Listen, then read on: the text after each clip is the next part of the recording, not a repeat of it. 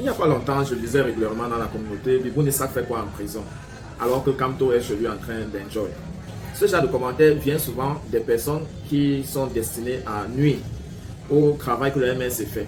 Mais il n'en demeure pas moins que, à la sortie de la prison en 2019, vers novembre, le professeur Maurice Kamto a été reçu sur le plateau de droit de réponse, ou alors de vérité en face.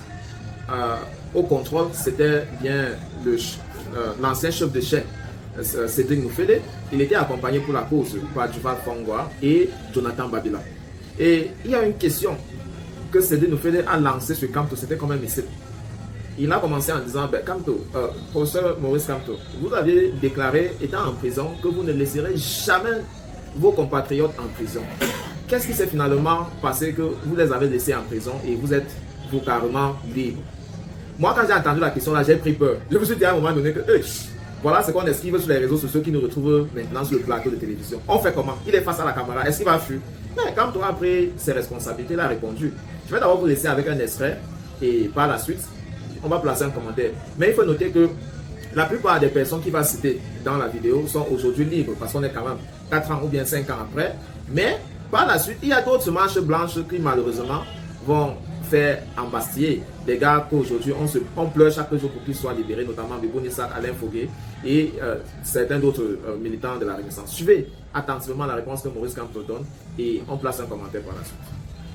Et qu'ils sachent que je suis peut-être dehors, mais je suis en prison avec eux. Justement, vous avez eu le choix. Vous avez pris l'engagement de veiller à ce que tous les militants du mouvement pour la Renaissance du Cameroun soient libérés, du moins ceux qui ont été arrêtés entre janvier et juin et d'autres dates de cette année 2019. Aujourd'hui, vous êtes libres et certains d'entre eux, dont vous venez de mentionner les noms, sont encore en prison. Pourquoi? Oui. D'abord, une bonne partie a été laissée.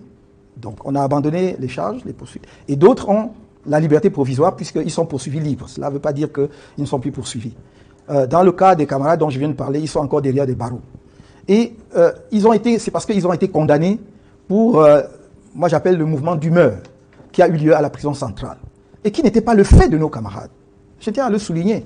Et ça montre là encore l'acharnement dont le mouvement pour la Renaissance du Cameroun fait l'objet.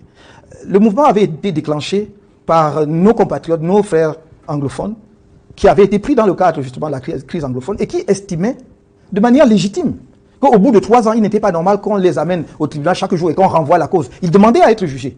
C'est légitime. Moi, à leur place, j'aurais fait la même demande. Je ne dis pas que j'aurais cassé, je ne dis pas que j'aurais brûlé, mais j'aurais fait la même demande. Et ils ont fait cette demande. Ce mouvement d'humeur a commencé tôt le matin, d'après ce qu'on nous a dit. Et d'après ce que la presse a dit. Donc, je ne sais pas, entre 8h et 9h peut-être. Et c'est terminé en fin de journée. Et Mamadou Mota et nos camarades n'étaient pas du tout mêlés à l'événement. À un moment donné, sachant qu'il est le premier vice-président du mouvement pour la Renaissance du Cameroun, ce sont ses co-détenus qui sont allés le chercher. Parce qu'il a un leadership naturel pour qu'il dise quelque chose. Et nous avons les vidéos, M. Noufélé, dans lesquelles M. Mota dit ne cassez pas, n'agressez pas les gardiens de prison. Si nous avons à nous plaindre, si vous avez à vous plaindre, c'est par rapport au gouvernement et non pas par rapport à eux, ils ne font que leur travail. Après cela, il est rentré dans sa cellule. Et il s'est couché, comme on dit en prison, c'est un terme que j'ai appris en prison, dans son mandat, c'est-à-dire dans son lit. C'est là qu'on est allé le chercher, on ne l'a pas pris dehors. Pour l'accuser de quoi? De tentative d'évasion. Un prisonnier qui tente de s'évader est couché dans son mandat ou bien il essaye d'escalader le mur d'enceinte. Il faut donc que l'on soit sérieux. Et c'est comme cela qu'on les a sortis et qu'on les a brutalisés, comme vous avez vu. Il y en a ils vont garder des séquelles à vie. Donc peut-être même leur fertilité en tant qu'homme est peut-être compromise parce qu'ils ont été touchés dans leur partie intime. Il faut le dire aux Camerounais que la manière dont les pouvoirs publics camerounais, les agents en charge du maintien de l'ordre et de la sécurité sont en train de se comporter, donne tous les arguments pour que l'on dise que notre pays est une dictature, qu'ils n'aillent pas chercher ailleurs ce qu'ils accusent de ternir l'image de marque du Cameroun. Ce sont eux-mêmes et personne d'autre. Professeur Maurice Kamto... Et donc, juste une minute, parce qu'il dit, nous sommes... On suit leur procédure.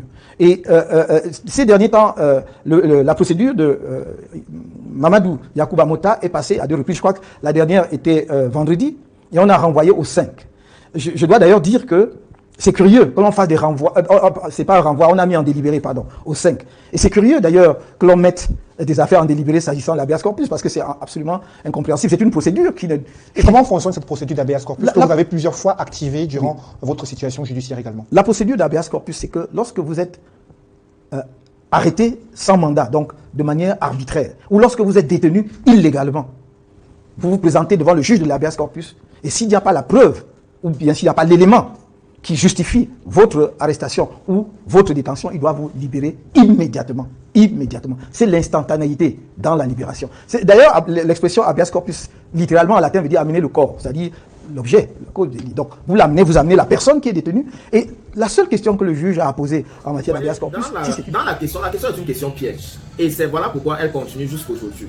C'est-à-dire, pour montrer que Kamto n'est pas un gars crédible, qui n'est pas un homme de parole, ceux qui tiennent ce discours-là savent exactement ce qu'ils recherchent. Ils recherchent à montrer qu'il n'est pas différent de ceux qui nous dirigent. Et donc, du coup, ça ne sert à rien de casser les oreilles des gens chaque jour que le changement, comme si Kamto était un messie qui viendra, voilà, transformer le Cameroun du jour au lendemain. Mais loin de là, loin des intentions maléfiques à vouloir maintenir le status quo, voici ce que je pense honnêtement, que les prisonniers politiques de la Renaissance, qui sont depuis, du moins, c'est la première marche blanche jusqu'à nos jours, ils ont quand même un statut spécial dans la Renaissance. Je vous donne quelques faits comme ça là, que j'ai vécu, notamment à la dernière convention de la Renaissance qui a eu lieu du 9 au 10 décembre dernier, c'était en 2023 du côté des palais des congrès de Yaoundé. Eh bien, pratiquement tous les militants qui sont ambassadés, du moins les cadres du parti, ont été tous renouvelés dans leurs fonctions. Notamment, y compris ceux qui ont été en prison et qui par la suite sont sortis. Je dis, si vous allez citer tous les noms, Alain Foguet, par exemple, il a été maintenu au poste de trésorier national de la Renaissance. Vous comprenez un peu. Ce n'est que, voilà, un exemple sur plusieurs d'autres. Mispa Awasso, elle a été maintenue à la tête de la faction femme du MSC. Donc, c'est une sorte de reconnaissance. Toujours lors de cette convention-là, il y a une longue vidéo qui existe. Peut-être que vous n'avez pas encore vu cette vidéo-là, qui retrace le parcours.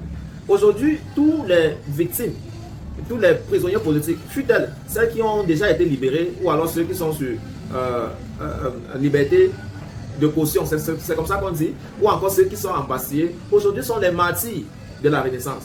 Leur nom est à jamais inscrit dans le panthéon de l'histoire de la Renaissance et que si jamais le Cameroun accédait le MSC accédait à la magistrature suprême dès le 9 octobre 2025, eh bien, ces gars-là véritablement pourront bénéficier d'une dotation qui émanera de la magnanimité du nouveau chef de l'État, donc le professeur Maurice Kamto.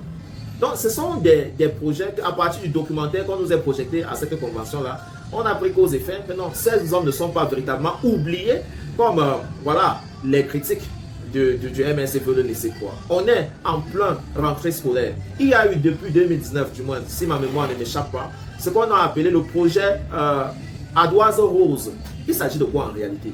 Il s'agit des bienfaiteurs autour de la Renaissance qui met à côté un petit fonds pour accompagner les enfants de tous ceux qui sont en prison pendant cette période de rentrée scolaire. On a eu entre autres depuis les années précédentes à les acheter tous les cartables, tous les matériaux didactiques pour l'éducation. Si ce n'est pas une volonté manifeste d'assumer sa parole, c'est quoi? Et tout cela est fait sur le guide du professeur Maurice Kamto. Donc, il faut avoir raison garder aujourd'hui en 2024, affirmer avec conviction que les militants de la Renaissance ne sont pas laissés pour compte, qu'ils soient en liberté ou alors en Bastille, ils ont toujours l'accompagnement du parti. Hier, par exemple, quand on nous a annoncé que le secrétaire général, le secrétaire à la communication adjoint, Faye Elvis, était dans les mailles de la police, eh bien, l'information s'est répandue en un temps record. Très tôt ce matin, on a eu des informations, des sources qui restent à être confirmées, que non, il ne s'agissait pas d'une ambassade ou bien d'un contrainte à sa liberté d'expression, mais qu'il a été arrêté suite à un deal, un business qui aurait échoué. Donc, de ce point de vue-là, on peut dire que lorsque tu milites dans la Renaissance, lorsque tu es convaincu, et quel que soit le sort qui par la suite t'est réservé, eh bien, le parti reste à tes côtés. Peut-être qu'il y a eu des partis qui ont eu à trahir leurs militants au moment où ces militants-là avaient besoin d'eux, mais il faut avoir la force de reconnaître que pour le moment, du moins ce que nous pouvons attester, ce que nous avons pu, à travers nos recherches, constater, que le MSC n'a pas encore dédié voilà, des amis qui ont cru à l'idéologie, cette idéologie finalement du social-libéralisme qui veut que ceux qui se battent le plus, eh bien, puissent avoir plus de responsabilités dans la société et donc même à même de conduire le reste du pays. Donc il était important pour moi de revenir sur cet aspect-là, qui de temps à autre, les gens font comme ça là, des big gaps pour dire que Kamto est un homme irresponsable, il laisse ses amis en prison, il est en train de carrément bouffer son héros que Maman Julie a préparé. Donc il faut rapidement évacuer cette pensée-là et bien leur dire que la Renaissance, chaque jour, elle se sacrifie, voilà, au prix de nombreuses luttes pour voir que ces prisonniers n'ont pas de problème. À la fois que lorsqu'ils sont en prison, des problèmes de nutrition, tout comme leurs familles qu'ils ont laissées d'ailleurs. Et c'est le lieu d'ailleurs de mobiliser des bienfaiteurs qui sont dans la communauté, que n'attendez pas qu'on lance le projet à d'Oiseau Rose. Je vous ai dit de son existence, du moins c'était un rappel. Je vous serai gré que en votre libre arbitre, que vous vous manifestez à l'endroit des enfants de Bibou Nissak, d'Alé Fogué et des autres prisonniers politiques, pour qu'ensemble nous continuions à maintenir le flambeau de cette renaissance-là qui, de notre point de vue, si nous n'avons pas la chance de vivre, et bien que nos enfants puissent bénéficier de tout ce combat que nous menons aujourd'hui. Voilà qui met stop et fin à cette édition. D'ici à un autre, restez scotchés à nos programmes qui se poursuivent. À très bientôt.